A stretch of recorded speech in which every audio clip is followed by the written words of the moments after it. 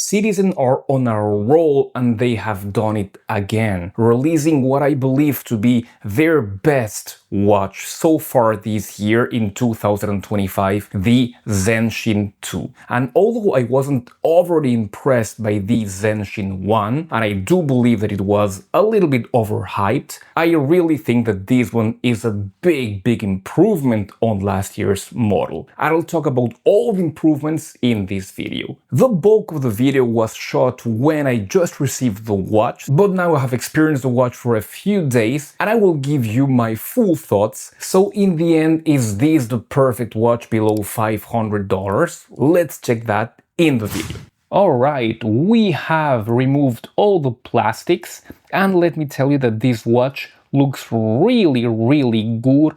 First of all, the crystal looks a little bit clearer than on the previous year's model. The dial, as I was saying, looks really good. With the dial, it looks almost like tree bark, but it is blue, of course, so it gives it a very nice relief, I believe. Dare I say, even better looking than the previous year's model. Once again, it is not at the level of Grand Seiko, but nonetheless it is really nice, I believe.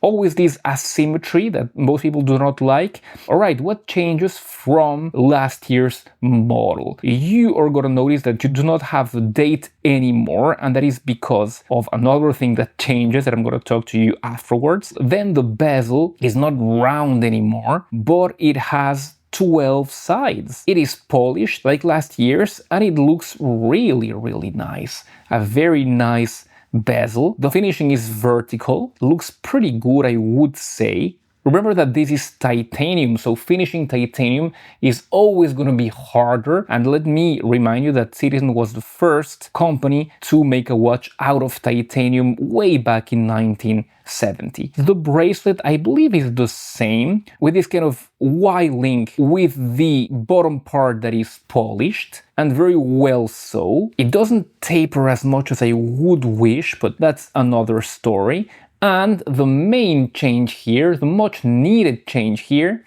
is the movement. We go from the really pedestrian, basic and noisy 8210 to this much improved, if not really refined, 8322 with 60 hours of power reserved. Notice how the movement is much more refined than last year's model, which was, yeah, really not pretty to look at. It is a much better movement, much nicer to the eye, decorated with blued screws and that hollow rotor that looks really nice. And one last thing that they have improved and that is really good is the clasp. The clasp from last year's was almost an embarrassment. It was so flimsy. They have improved that definitely with this titanium scissor clasp, which looks good. The shell is still pressed and there's one level of micro adjust. I would have preferred if they have added two.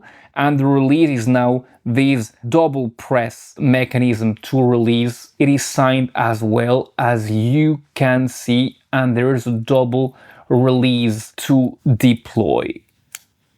Let's talk dimensions for this watch, and you're looking at 40.7 in diameter, but that is at its highest length. You are looking at a height of 11.5, so that is pretty good, I suppose. And you're looking at a log-to-log of 42.7, so really good and compact on that respect. But notice those male end links, or rather those salient parts of the case that are polished as well. So let's measure that and let's call it end link to end link, and that gives an effective end link to end link length of 47.5, so still not too bad, actually quite good. We'll see later how it wears. And the bracelet goes from 23.5 to 20. I would have preferred it to slim down a little bit more, but still I do believe that this watch looks really good. Let's see how it wears on wrist. On the wrist, the watch wears quite well.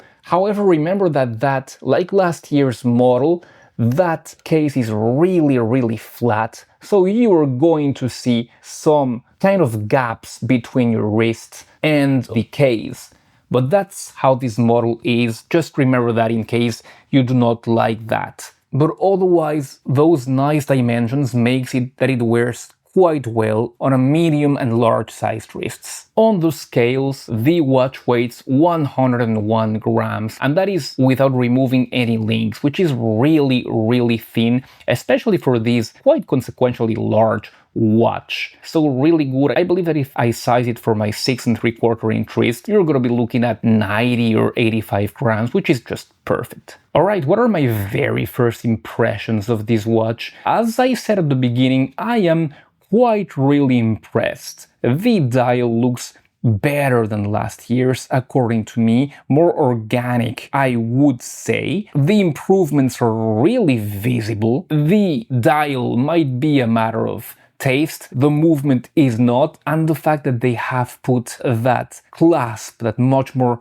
expensive looking clasp, is really a blessing. Great that they have done that. What they have done too is raise the price. Last year's model was $429, this is $499, we're talking euros here. And yeah, that is expensive considering all that you're getting. You're getting super titanium, you're getting Duratect coating, even though there's doubts about the efficiency of that Duratect, especially in these quite entry-level models. Still, you are getting something, and I'm sure that they're doing something to ensure that this watch is a little bit more resistant to scratches than your usual titanium model. So, given all that, I do believe that it's a good watch. What I can do for you is I'm planning to go ahead and wear this model for a while, and then if you want, I can give you the full review once I have worn it. So let me know if that would interest you. Thank you very much, and I'll be seeing you really soon. Goodbye.